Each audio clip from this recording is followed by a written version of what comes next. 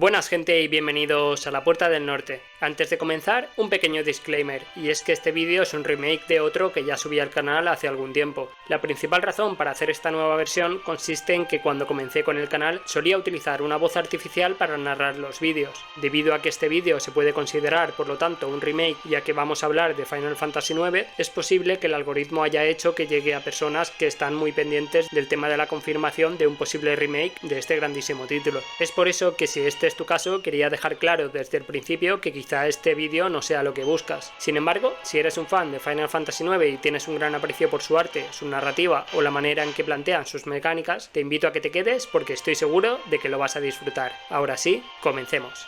En el vídeo de hoy vamos a explorar un aspecto concreto del que es, y dudo mucho que alguna vez deje de serlo, mi videojuego favorito. El título en cuestión no es otro que Final Fantasy IX, y el aspecto concreto que vamos a analizar en profundidad es su manera de gestionar las misiones secundarias, y en concreto la misión de los cafés del viejo Maurice, exponiendo en el proceso por qué considero que el diseño y planteamiento de esta misión constituye un referente magistral del que una buena cantidad de títulos actuales podrían aprender. Pero dejémonos de cháchara y entremos de lleno en el tema que nos ocupa. Es necesario dejar claro, eso sí, que a lo largo del vídeo habrá spoilers de todo tipo acerca de la trama del juego, por lo que si estáis interesados en jugarlo, os recomiendo que dejéis el vídeo aquí por el momento, ya que considero que esta increíble aventura debería ser vivida y disfrutada al máximo por todo aquel que, como yo, se considere fan del género de la fantasía. Y dicho esto, comencemos por ubicarnos en el momento de la trama en la que esta pequeña historia da comienzo, tras una accidentada huida del reino de Alexandria y un apresurado paso por el bosque maldito y la caverna de hielo. En este punto de la historia nos encontramos aislados de todo. No podemos volver a la caverna de hielo y tampoco podemos explorar la zona al oeste más allá del puesto fronterizo, ya que los guardas no nos dejarán pasar sin un salvoconducto. Por lo tanto, no nos queda más opción que visitar la pequeña y aparentemente tranquila aldea Dali. No entraré en detalle acerca de la trama de esta parte del juego, pero sí quiero mencionar que en este punto de la historia las intenciones de los personajes que componen nuestro grupo son distintas. Mientras que Gitan y Garnet planean dirigirse a Lindblum, Steiner pretende volver a Alexandria, cumpliendo su deber como soldado. Por su parte, Vivi no parece posicionarse y simplemente intentará ayudar, decidan lo que decidan los demás. De cualquier manera, tanto si el grupo se dirige a Lindblum como a Alexandria, necesariamente tendrán que hacerse con un transporte, es decir, un barco volador. Al igual que en el resto de la saga de Final Fantasy, los barcos voladores juegan un papel principal en el transporte entre los distintos reinos. Curiosamente y contra todo pronóstico, el grupo descubrirá pronto que en la actualidad hay un barco volador, el Carguero, que visita Dali de manera regular, ya que la pequeña aldea parece haber sustituido el trabajo en el campo por un negocio mucho más lucrativo que conlleva algún tipo de comercio con el reino de Alexandria. Sabiendo que el carguero llegará pronto, el grupo intentará hacer todo lo posible por abordarlo. Steiner con la intención de volver a Alexandria y Gitan y Garnet buscando redirigirlo a Lindblum. Y es aquí donde entra el viejo y bueno de Maurice. Maurice vive en un mirador justo a las afueras de la aldea. El mirador, además, actúa como una especie de faro para guiar el carguero a través de la niebla. La razón por la que el anciano se ocupa del mirador, como descubriremos pronto, es su pasión por los barcos voladores. Y es que el buen hombre se ocupa de mantener el lugar, así como de las tareas relacionadas con las idas y venidas del carguero. Para él, no hay nada que sea más placentero que pasar las horas en la cima del mirador, observando cómo los barcos voladores navegan por la niebla entre los distintos reinos. Y el hecho de poder participar de manera activa en las labores de aterrizaje y despegue del carguero es algo que le llena de ilusión y orgullo. Si visitamos a Maurice cuando éste se encuentre en su pequeña casa a los pies del mirador, enseguida nos llamará la atención un objeto que cuelga del techo. Se trata de una maqueta del Prima Vista, el barco volador en el que nos encontramos justo al inicio del juego y que tiene un papel crucial durante las primeras horas de gameplay. El Prima Vista es un enorme barco teatro, siendo un auténtico portento visual con un diseño majestuoso y que nos deja sin aliento desde que lo vemos por primera vez en la secuencia de apertura del juego. Cualquier jugador que haya estado mínimamente inmerso en la historia que nos cuenta este juego habrá desarrollado un sentimiento de afinidad por el Prima Vista llegados a este punto. El Prima Vista fue el lugar en el que Gitan se arrodilla y le pide a la princesa Garnet que le permita secuestrarla, una de las escenas más icónicas que recuerda cualquiera que haya jugado a esta joya. También es el lugar en el que Gitan desafía al jefe de su banda de actores ladrones, dejando atrás toda una vida de camaradería, decidido a hacer lo que considera correcto. Si sumamos a todo esto el hecho de que el Prima Vista queda destruido después de la huida de Alexandría y que nunca más podremos visitarlo debido a la petrificación del bosque en el que se estrelló, es lógico que el jugador haya desarrollado un vínculo natural con el enorme barco volador. Por eso, cuando el viejo Maurice nos dice que la maqueta podría ser nuestra, es perfectamente lógico que queramos hacer todo lo posible por conseguirla, resulte útil o no para la historia o el desarrollo del juego. Y lo que nos pide el bueno y viejo Maurice a cambio de la maqueta del Prima Vista es que le traigamos los 3 cafés legendarios, ya que como él mismo nos cuenta, solo hay una cosa que rivalice con la pasión del anciano por los barcos voladores, y ese algo es el café. Durante el resto del juego tendremos la oportunidad de hacernos con los cafés de Maurice en determinados momentos de la historia, aunque eso sí, tendremos que estar atentos siempre y mostrar un interés por explorar y reexplorar lugares ya visitados después de que eventos significativos ocurran en la historia principal, ya que de lo contrario podríamos perder la oportunidad de conseguirlos todos y completar la misión.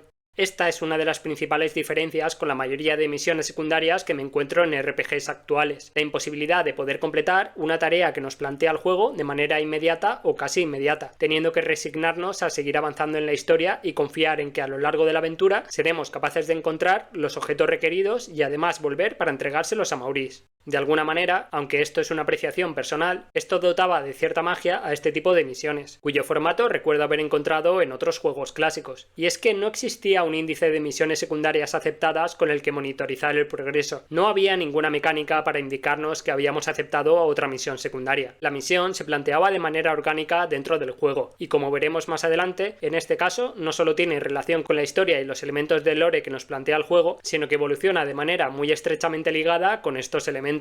Y es que antes de volver con el bueno y viejo Maurice, hay que hablar de uno de los elementos centrales de la trama del juego. En Final Fantasy IX, la niebla es un elemento casi omnipresente y cuya existencia tiene 2 repercusiones a nivel global contradictorias desde el punto de vista del bienestar de la humanidad. Por una parte, la niebla no solo causa que los monstruos que habitan en las planicies que ésta cubre se vuelvan más violentos y peligrosos, sino que también afecta a los propios humanos, potenciando el instinto de conquista y afán de poder de los gobernantes y habiendo sido la principal causa de las guerras en las pasadas generaciones. Por otra parte, la niebla es la fuente de energía que permite la existencia de los barcos voladores, y con ellos la posibilidad del tráfico aéreo generalizado, haciendo posible el comercio rápido entre los distintos reinos, lo que a su vez ha dado lugar al periodo de gran expansión económica y bienestar en el que el juego se encuentra poco antes del inicio de la trama. A medida que la historia avanza, nuestro grupo averiguará que la niebla no es un elemento natural, sino que está siendo fabricada precisamente con motivo de generar dichas guerras y ciclos de odio y tensiones entre los reinos, y además tendrán la oportunidad de detener el proceso por el cual se genera dicha niebla, y eso será precisamente lo que harán, siendo este un momento clave a nivel argumental. Más adelante podremos saber que las repercusiones de esta acción fueron inmediatas, haciendo imposible el tráfico aéreo debido a la ausencia de la niebla, y es que de manera paralela al avance de la trama principal, a partir de este punto el juego nos dará ciertos indicios de que la desaparición de la niebla, pese a haber supuesto un gran logro en pos de la paz mundial, para mucha gente ha supuesto a la vez una gran desgracia,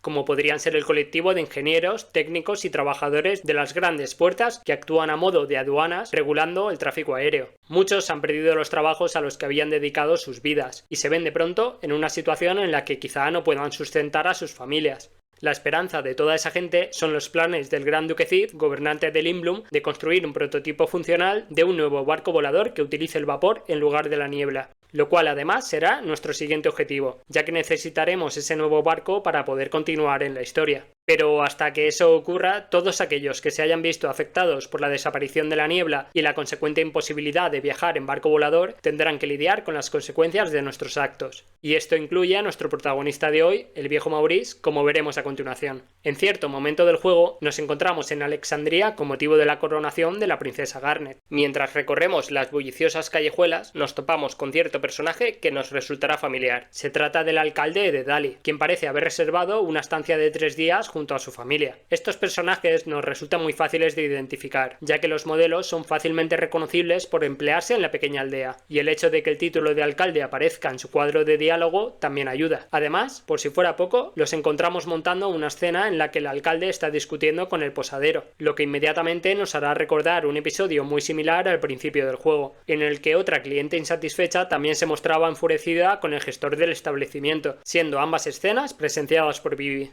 Todos estos elementos aparentemente inconexos contribuyen a que en la cabeza del jugador se inicie un proceso de asociación de ideas encadenadas. Esto es una de las cosas que mejor hace Final Fantasy IX y que demuestra la maestría de los desarrolladores del título, hacernos recordar detalles interconectados a través de distintos puntos de la aventura, para que al asociarlos el propio juego nos guíe de manera sutil a donde quiere que vayamos, siempre y cuando hayamos estado prestando atención, claro. Y es que al igual que recordarnos la escena de la maga roja en la posada, al ver al alcalde inmediatamente nos viene a la cabeza su casa en la aldea, la cual sin duda habrá quedado marcada en nuestra memoria por la frustración que nos provocaba el hecho de nunca poder acceder a ella, a pesar de que la visitáramos en distintos momentos del juego, y la razón es que siempre que lo intentábamos el propio alcalde nos impedía acceder. Y ahora por primera vez tenemos constancia de que el alcalde se encuentra fuera de la aldea, y por 3 días nada menos. Si tan solo estuviéramos un poco más cerca de Dali...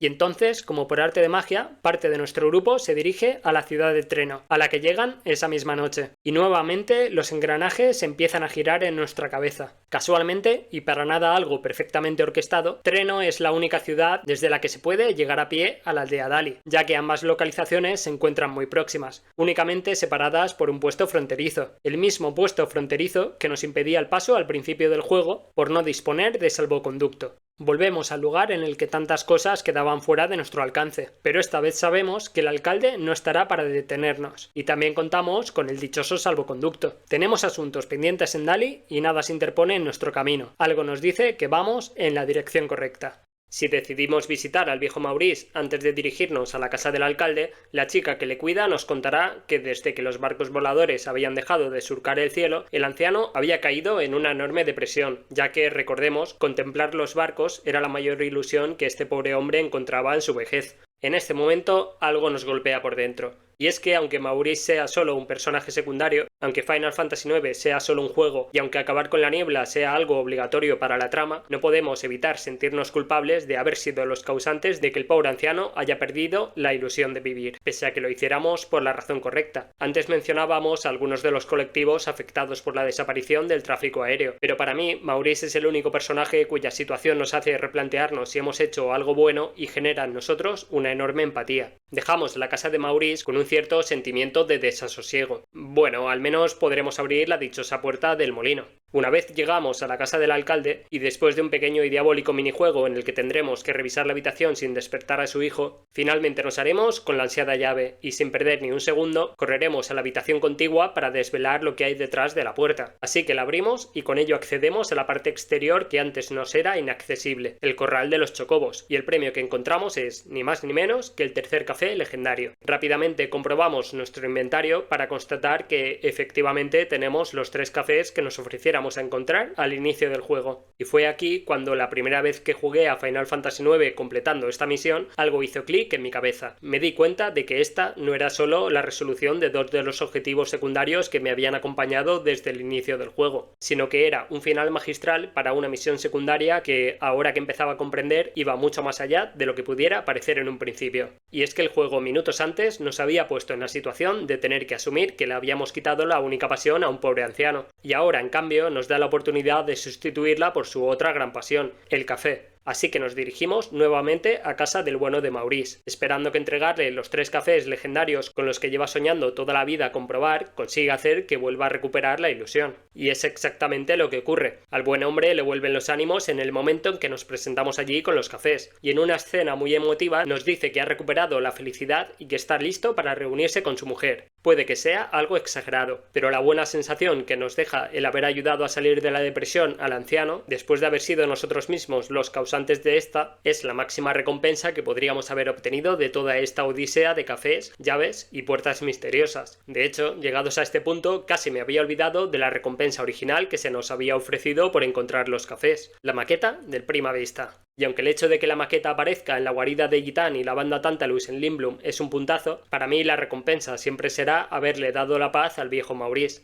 Tiempo después, si visitamos la aldea Dali de nuevo, la chica que cuidaba al anciano nos dirá que murió a causa de un terremoto provocado nuevamente por nuestras acciones al seguir intentando salvar el mundo. Parece que el juego se empeña en que causemos desgracias a este pobre hombre de manera indirecta, aunque por lo menos nos queda la satisfacción de haberle ayudado a encontrar la paz, y ahora, al recordarlo de que estaba listo para reunirse con su mujer, no podemos sino esbozar una sonrisa. Y es que toda la trama de Maurice nos enseña que nuestras acciones a veces pueden tener consecuencias negativas incluso cuando nuestra intención es buena, pero siempre tenemos la opción de intentar hacer un poco más para arreglar el mal que hayamos podido causar, además de obtener una preciosa maqueta de un barco volador en el proceso. Al margen de consideraciones morales, me gustaría acabar extrayendo algunas conclusiones que podemos sacar en lo que respecta al planteamiento de misiones secundarias. Una de las características más evidentes de la misión de Maurice es la no inmediatez. Cuando llegamos a Dali por primera vez, el juego hasta ese punto había avanzado de una manera lineal, y nos era imposible revisitar áreas que ya habíamos dejado atrás. Si es la primera vez que jugamos, cuando aceptamos la misión no tenemos ni idea del tiempo que pasará antes de que podamos volver o de que, llegados a cierto punto, el juego nos permitirá visitar cualquier localización a modo de mundo abierto. Esta incertidumbre de no saber cómo o cuándo seremos capaces de completar la misión contribuye a que una tarea simple de recolección de 3 objetos adquiera un carácter mucho más épico. Otro elemento importante es el premio. Ya hemos comentado cómo la maqueta del Prima Vista supone un premio apetitoso para cualquier jugador por su relación con ciertos momentos importantes del juego. El hecho de que el premio sea único, llamativo y que esté vinculado con la historia del juego y la experiencia del jugador hace que esta misión secundaria sea mucho más fácil de recordar y tenga una mayor relevancia. Con lo cual, cada vez que durante el transcurso del juego alguien haga cualquier tipo de mención al café, llamará inmediatamente nuestra atención y nos animará a investigar más, recordándonos aquella misión que aceptamos independientemente del tiempo que haya pasado y sin necesidad de ningún menú o lista de seguimiento de misiones. Para empezar, algo que ya comenté al principio es que se puede hacer misiones secundarias en videojuegos sin necesidad de que un cartel en pantalla nos diga que la hemos aceptado o que una parte del menú nos recuerde las misiones que tenemos activas. Para mí, este tipo de mecánicas rompe la inmersión en cierta manera, ya que el hecho de tener una lista con las misiones activas, cada una con los requerimientos que debemos cumplir para completarlas, hace que se sienta precisamente como eso, una lista de tareas que el juego nos plantea, en lugar de sentir que verdaderamente estamos haciendo algo que tiene sentido dentro del juego, como ayudar a alguien que nos hemos encontrado por el camino. El problema es que en la mayoría de RPGs actuales, la única razón de que estén ahí, además de alargar la duración del juego, es la de amenizar el abusivo grindeo que el juego exige para poder avanzar en la historia. Esto provoca que las misiones secundarias se vuelvan genéricas y aburridas, pero al menos contribuye a que subir de nivel se vuelva un poco menos tedioso. Por supuesto, cuando las misiones secundarias solo se justifican desde el punto de vista de aumentar la experiencia de los personajes, en lugar de explorar narrativas paralelas a la trama principal y enriquecerla, el uso de estas listas y sistemas de traqueo se vuelve necesario. Y aunque el setting de la misión de Maurice, como ya hemos comentado, nos ayuda a mantenernos en alerta durante todo el juego, probablemente no sería viable generar situaciones y contextos tan únicos y memorables para el exagerado número de misiones secundarias de la mayoría de RPGs actuales. Quizá esta sea una de las claves, hacer un menor número de misiones secundarias, pero que éstas sean más memorables y significativas. Otro aspecto a tener en cuenta es la relación de la misión con la propia narrativa del juego. Como ya hemos comentado, a medida que la trama del juego avanza y determinados acontecimientos suceden a nivel global, el mundo de Final Fantasy IX cambia y evoluciona en consecuencia. Y un ejemplo claro es esta misión, en la que podemos llegar a olvidarnos, como en mi caso, del objetivo inicial de la misma, siendo este precisamente memorable de por sí, y nos hace reflexionar sobre nuestras acciones y observar las repercusiones de la trama desde otra perspectiva. Pero el broche de oro para mí es sin duda el cierre de la misión. Como ya hemos visto, los 2 primeros cafés legendarios son bastante fáciles de conseguir si hemos prestado un mínimo de atención, y además pueden ser obtenidos a lo largo de todo el juego revisitando el lugar en el que se encuentran si se nos había pasado la primera vez. Pero el tercer café solo puede conseguirse en un momento determinado del juego, y es durante el torneo de cartas de Treno. Si no visitamos Dali durante ese periodo, la próxima vez que visitemos la aldea, Maurice habrá muerto y su casa en el mirador ya no será accesible. Podría parecer que esto es injusto, ya que el juego requiere del jugador que obvie los acontecimientos de la trama actual para tomar un desvío innecesario.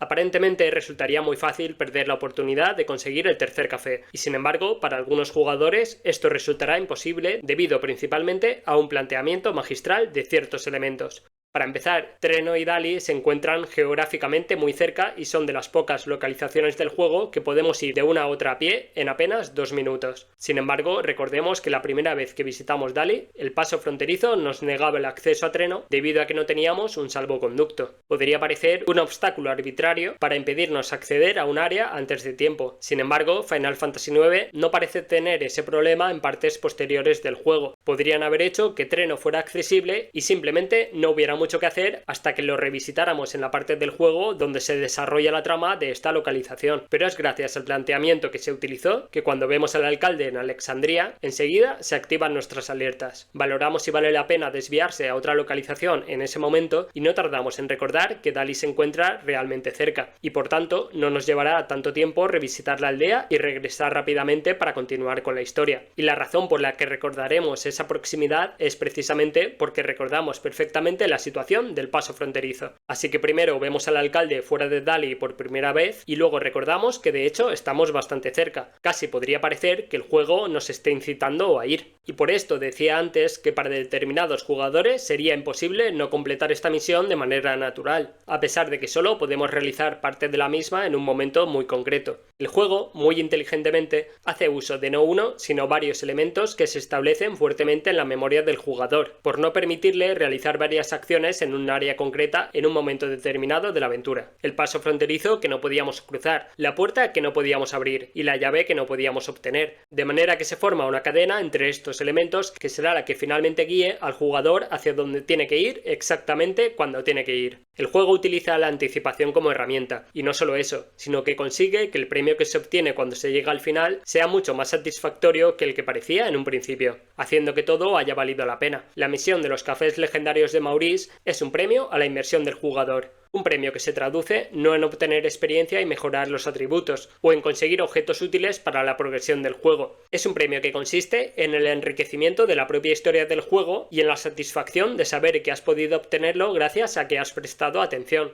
En conclusión, Final Fantasy IX, con la misión de Maurice, no solo fomenta y premia la inmersión del jugador, sino que lo recompensa con más elementos que contribuyen a dicha inmersión, ayudando a cohesionar la narrativa de una de las aventuras más grandes que jamás haya jugado. Y por eso creo que las misiones secundarias actuales deberían aprender un par de cosas del bueno y viejo de Maurice.